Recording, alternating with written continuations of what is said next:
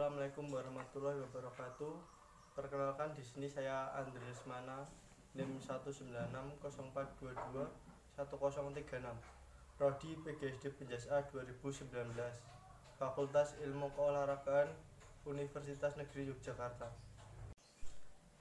Dalam video inovasiku untuk pendidikan Indonesia ini, saya akan menjelaskan sedikit tentang psikologi pendidikan. Untuk mengetahui materi lebih lanjut, sebaiknya kita mengetahui pengertian psikologi pendidikan dan arti penting mempelajari psikologi pendidikan.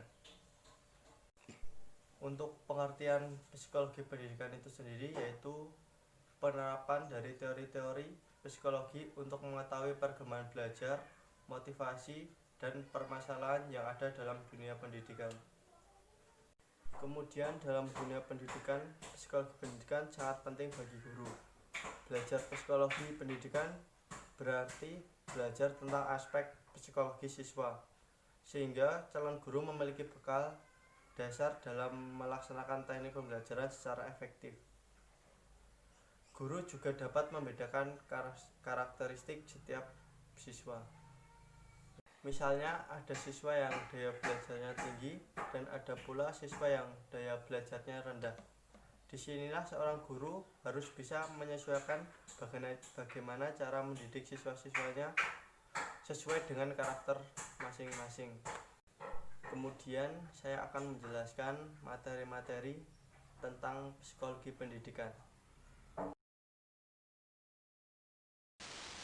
Yang pertama yaitu perkembangan anak. Dalam aspek kognitif, perkembangan anak dibagi menjadi 4 fase, yaitu fase sensori motorik, fase praoperasional, fase operasional konkret, dan fase operasional formal. Dalam aspek emosi, awal masa kanak-kanak emosi sangat kuat, disebabkan orang tua tidak mengizinkan anak melakukan sesuatu. Dan dalam aspek sosial, keluarga dan teman sebaya sangat berperan penting. Dan yang terakhir dalam aspek moral, teori Sigmund Freud mengatakan moral kepribadian anak melalui ID, ego, dan superego. Yang kedua yaitu perkembangan remaja. Masa remaja adalah masa transisi perkembangan antara masa kanak-kanak dan dewasa, yang pada umumnya dimulai pada usia 12 atau 13 tahun dan berakhir pada usia akhir belasan tahun atau awal 20 tahun. Sedangkan Anna Freud berpendapat bahwa pada masa remaja terjadi proses perkembangan meliputi perubahan-perubahan yang berhubungan dengan perkembangan psikoseksual, dan juga terjadi perubahan dalam hubungan dengan orang tua dan cita-cita mereka, di mana pembentukan cita-cita merupakan proses pembentukan orientasi masa depan. Ketiga yaitu perbedaan individu. Pengertian perbedaan individu adalah suatu perbedaan yang dimiliki oleh setiap individu baik fisik maupun non-fisik, yang menjadikan seseorang memiliki karakter atau ciri-ciri yang berbeda antara satu dengan yang lain. Jadi setiap individu itu pastinya berbeda dan mempunyai ciri-ciri dan karakter yang tidak sama. Perbedaan individual merupakan pokok bahasan dasar dalam psikologi pendidikan. Psikologi individual berkaitan dengan psikologi pribadi yang menjelaskan perbedaan psikologis antara orang-orang serta berbagai persamaannya. Psikologi perbedaan individual menguji dan menjelaskan bagaimana orang-orang berbeda dalam berpikir, berperasaan, dan bertindak. Kemudian yang keempat yaitu teori behavioristik. Tokoh yang terkenal yaitu Edward Lee Thorndike mengenai teorinya yaitu Kumlau Effect, Petrovich Pavlov dengan teorinya classical conditioning, kemudian Bandura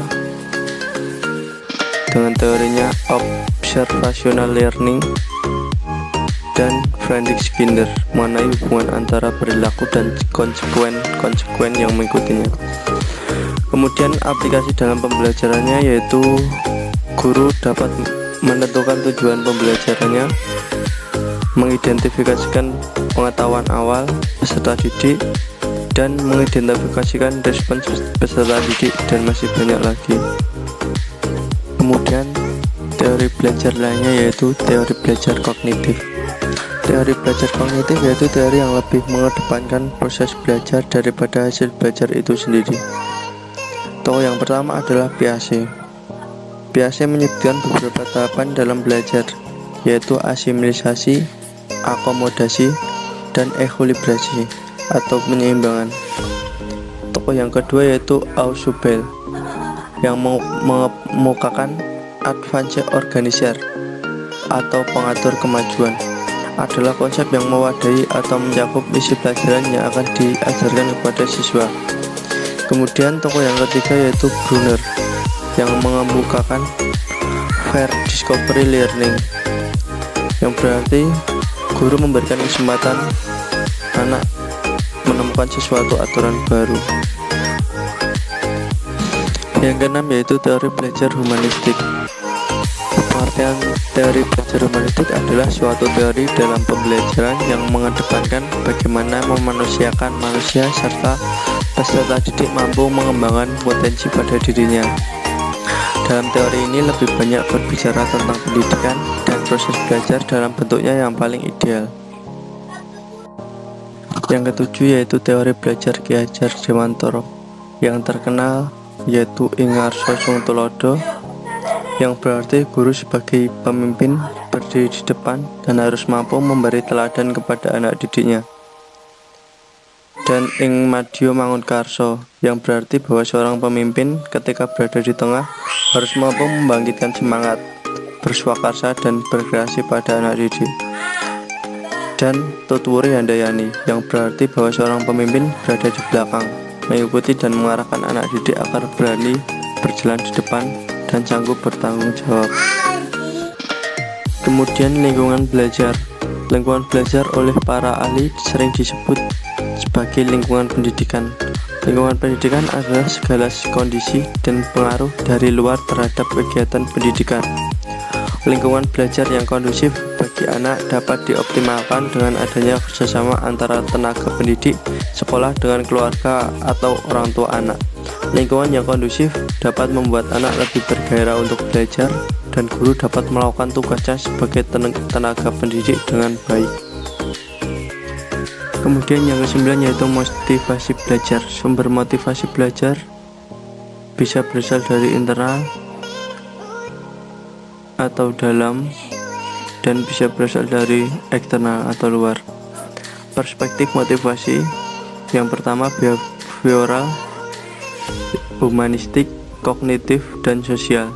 Cara meningkatkan motivasi belajar yaitu bisa dengan bergaul dengan orang yang senang belajar dan cari sosok motivator dan lain-lain. Kemudian yaitu evaluasi belajar. Evaluasi belajar adalah pengukuran atau penilaian hasil belajar. Fungsinya yaitu fungsi psikologis, fungsi didaktis, dan fungsi administratif. Sifatnya yaitu tidak langsung, kuantitatif, relatif atau tidak mutlak, dan menggunakan unit yang tetap. Kemudian prinsipnya yaitu kontinu, komprehensif, objektif, dan menggunakan alat yang baik. Evaluasi belajar meliputi evaluasi formatif, penilaian hasil belajar dalam pembelajaran berlangsung, misalnya dalam bentuk PR atau tugas-tugas kelas. Kemudian evaluasi sumatif, penilaian pada akhir pembelajaran, misalnya UAS. Dan yang terakhir yaitu diagnosis kesulitan belajar. Diagnosis adalah suatu analisis terhadap kelainan atau salah penyesuaian dari pola gejala-gejalanya. Kesulitan belajar adalah suatu gejala yang nampak pada peserta didik yang ditandai dengan adanya prestasi belajar yang rendah atau di bawah norma yang telah diterapkan. Kemudian ciri-ciri anak yang mengalami kesulitan belajar adalah anak itu menunjukkan adanya hasil belajar yang rendah, hasil yang dicapai tidak sesuai dengan usaha yang dilakukan, lambat dalam melakukan tugas-tugas kegiatan belajar, menunjukkan sikap-sikap yang kurang wajar, menunjukkan perilaku yang berkelainan, dan menunjukkan gejala emosional yang kurang wajar. Kemudian yaitu tentang inovasiku untuk pendidikan Indonesia. Yang pertama yaitu aplikasi pembelajaran. Penggunaan aplikasi mengenalkan berbagai metode belajar baru. Dengan metode tersebut, siswa tidak mudah jenuh untuk belajar suatu materi, dan siswa aktif melakukan aktivitas atau permainan olahraga apapun. Jadi di sini siswa diberikan aplikasi pembelajaran yang tidak monoton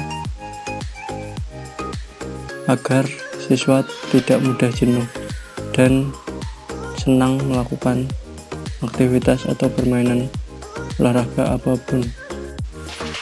Dan yang kedua adalah mewadai minat dan bakat anak melalui ekstrakurikuler. Jadi fungsi kegiatan ekstrakurikuler adalah untuk mengembangkan kemampuan, potensi, dan rasa tanggung jawab, memberikan kesempatan kepada peserta didik untuk memperluas pengalaman sosial dalam kesiapan karir peserta didik melalui pengembangan kapasitas. Menurut Akhib dan Suja, terdapat 4 fungsi kegiatan ekstrakurikuler pada satuan pendidikan, yakni pengembangan sosial, rekreatif, dan persiapan karir. Fungsi pengembangan yakni bahwa kegiatan ekstrakurikuler berfungsi untuk mendukung perkembangan personal peserta didik melalui perluasan minat, pengembangan potensi, dan pemberian kesempatan untuk pembentukan karakter dan pelatihan kepemimpinan. Fungsi sosial yakni bahwa kegiatan ekstrakurikuler berfungsi untuk mengembangkan kemampuan dan rasa tanggung jawab, memberikan kesempatan kepada peserta didik untuk memperluas pengalaman sosial, praktik keterampilan sosial, dan internalisasi nilai moral dan nilai sosial. Fungsi rekreatif yakni bahwa kegiatan ekstrakurikuler dilakukan dalam suasana rileks, menggembirakan, dan menyenangkan, sehingga menunjang proses perkembangan peserta didik. Kegiatan ekstrakurikuler harus dapat menjadikan kehidupan atau atmosfer sekolah lebih menantang dan lebih menarik bagi peserta didik. Fungsi persiapan karir yakni bahwa kegiatan ekstrakurikuler berfungsi untuk mengembangkan kesiapan karir peserta didik melalui pengembangan kapasitas. Yang terakhir adalah pembelajaran multimodal. Pembelajaran multimodal dapat membantu siswa dengan menggabungkan tulisan, gambar, suara, tindakan, dan sebagainya. Pembelajaran akan lebih efektif, terutama untuk belajar bahasa asing. Metode ini dapat membantu siswa untuk mengingat kosakata, kamus bahasa Inggris, Jepang, Mandarin, dan lain-lain. Sekian penjelasan dari saya. Terima kasih. Waalaikumsalam warahmatullahi wabarakatuh.